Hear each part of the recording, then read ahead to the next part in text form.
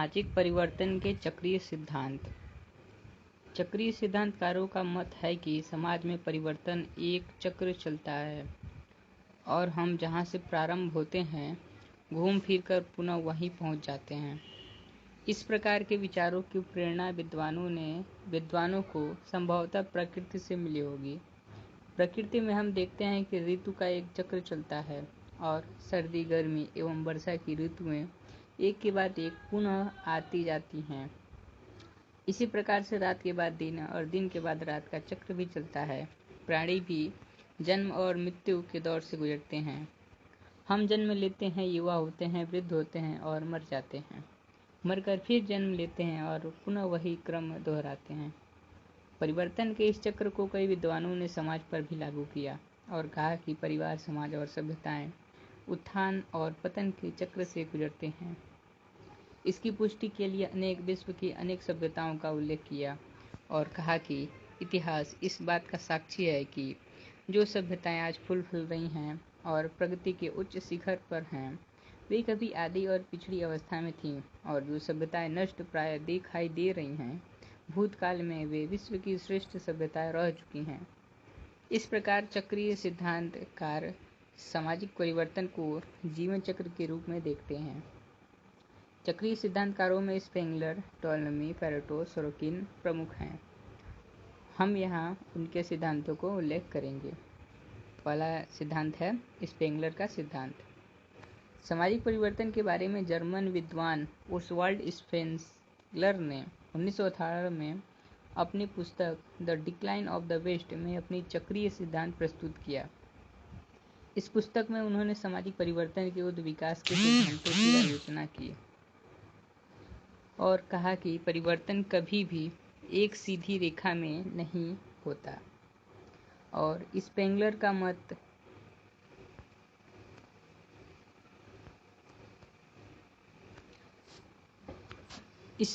का सिद्धांत। सामाजिक परिवर्तन के बारे में जर्मन विद्वान ओसवाल्ड स्पेंगलर ने 1918 में अपनी पुस्तक the decline of the West में अपना चक्रीय सिद्धांत प्रस्तुत किया। इस पुस्तक में उन्होंने सामाजिक परिवर्तन के उद विकास के सिद्धांत की आलोचना की और कहा कि परिवर्तन कभी एक सीधी रेखा में नहीं होता। स्पेंगलर का मत है कि सामाजिक परिवर्तन का एक चक्र चलता है। हम जहाँ से प्रारंभ होते हैं घूम फिर कर पुनः वहीं पहुँच जाते हैं। जैसे मनुष्य जन्म लेता है, युवा वृद्ध होता है और मर जाता है तथा फिर जन्म लेता है, यही चक्र मानव समाज एवं सभ्यता में भी पाया जाता है। मानव की सभ्यता एवं संस्कृति उत्थान और पतन, निर्माण और विनाश के चक्र से गुजरती है।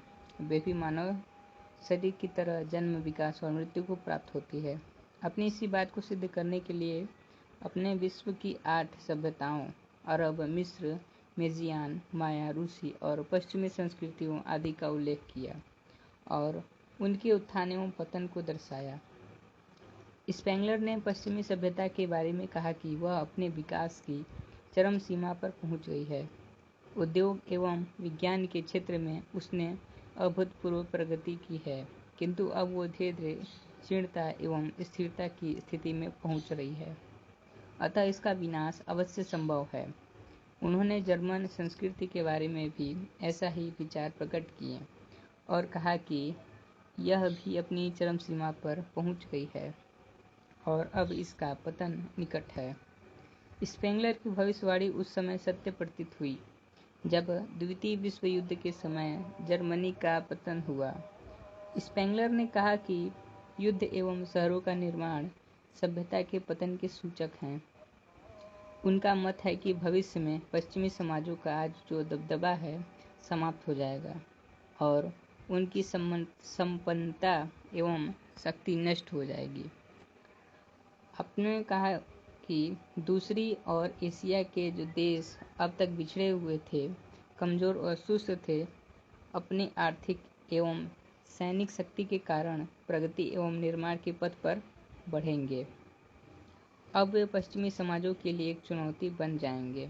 इस प्रकार पश्चिमी एवं एशिया के समाजों के उदाहरण द्वारा स्पेंगलर ने सामाजिक परिवर्तन के चक्रीय प्रवृत्ति को स्पष्ट किया है। इनकी समालोचना भी की गई। स्पेंगलर के सिद्धांत के ने बहुत समय तक लोगों को अपनी ओर आकर्षित किया, लेकिन इसे पूरी तरह स्वीकार नहीं किया जा सकता। स्पेंगलर ने संस्कृति एवं सभ्यता की तुलना सावयव से की, जिसे आज कोई स्वीकार नहीं करता। अपने ऐतिहासिक तथ्यों को तोड़ मरोड़ कर अपने पक्ष की पुष्टि की तथा काल्पनिक आधार पर युद्ध से पश्चिमी समाज के विनाश की घोषणा की। स्पेंगलर में यह भी नहीं बताया गया कि किस सभ्यता, समाजवाद, संस्कृति का अंतिम बिंदु कौन सा है, जिसके बाद पतन प्रारंभ हो जाता है। आपका यह कहना भी कि पश्चिमी समाज विकास के चरम स्वरूप को प्राप्त कर चुका है त्रुटिपूर्ण है, क्योंकि आज भी उसके विकास का कार्य जारी है। स्पेंगलर के सिद्धांत को हम पूर्णतः है वैज्ञानिक नहीं मान सकते हैं। उनके सिद्धांत को उनका निराशावाद प्रकट होता है। सोरोकिन का सांस्कृतिक गतिशीलता का सिद्धांत। सोरोकिन ने अपनी पुस्तक सोशल एंड कल्चरल डायनामिक्स में सामाजिक परिवर्तन का सांस्कृतिक गतिशीलता का सिद्धांत प्रस्तुत किया।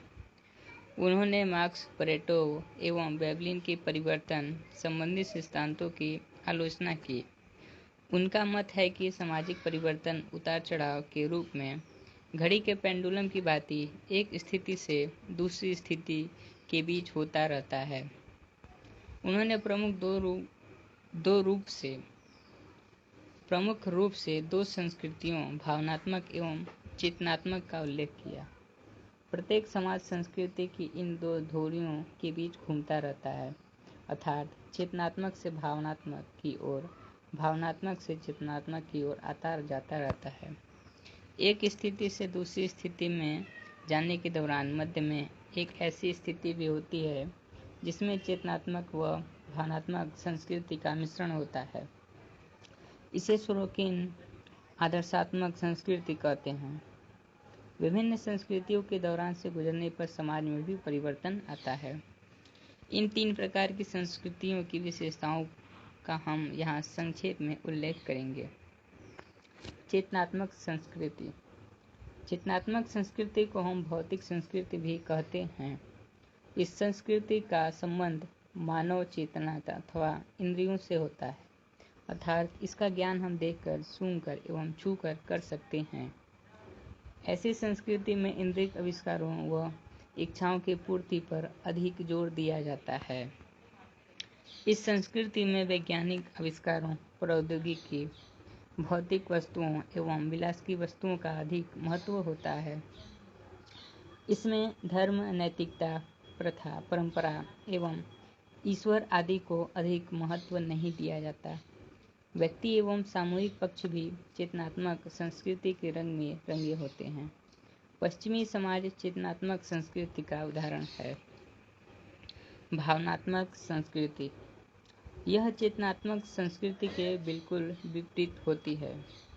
इसका संबंध भावना, ईश्वर, धर्म, आत्मा व नैतिकता से होता है। यह संस्कृति आत्मवादी संस्कृति कही जाती है। इसमें इंद्रिय सुख के स्थान पर आध्यात्मिक उन्नति, मोक्ष एवं ईश्वर प्राप्ति को अधिक महत्व दिया जाता है। सभी वस्तुओं को ईश्वर कृपा का फल माना जाता है। विचार, आदर्श, कला, साहित्य, दर्शन एवं कानून सभी में धर्म एवं ईश्वर की प्रमुखता पाई जाती है। प्रथा और परंपरा पर अधिक बल दिया जाता है। इस संस्कृति में प्रौद्योगिकी एवं विज्ञान पिछड़ जाता है। तीसरा है आदर्शात्मक संस्कृति। यह संस्कृति चेतनात्मक एवं भावनात्मक दोनों का मिश्रण होती है, अतः इसमें दोनों विशेषताएं पाई जाती हैं। इसमें धर्म एवं विज्ञान, भौतिक एवं आध्यात्मिक सुख दोनों का संतुलित रूप पाया जाता है। सोरोकिन इस प्रकार की संस्कृति को ही उत्तम मानते हैं, इसीलिए इसे आदर्शात्मक संस्कृति कहते हैं।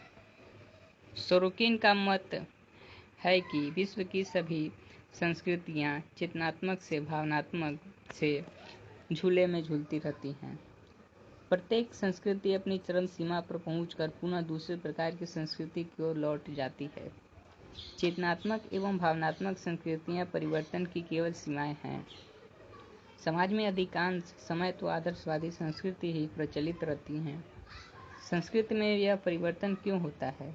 इसका कारण सोरोकिन ने प्राकृतिक नियम एवं संस्कृति के आंतरिक कारण मानते हैं, क्योंकि परिवर्तन प्रकृति का नियम है। अतः संस्कृति भी इसी नियम के कारण परिवर्तित होती है। इसके अतिरिक्त संस्कृति की आंतरिक परिस्थितियां वो भी उसमें परिवर्तन के लिए उत्तरदायी है। सोरोकिन ने कहा कि 20वीं सदी की पश्चिमी सभ्यता चेतनात्मक संस्कृति की चरम सीमा पर पहुंच गई है। अब वह पुनः भावनात्मक संस्कृति की ओर लौट जाएगी। चूंकि संस्कृति का समाज से घनिष्ठ संबंध है, अतः जब संस्कृति में परिवर्तन होता है तो समाज में भी परिवर्तन होता है।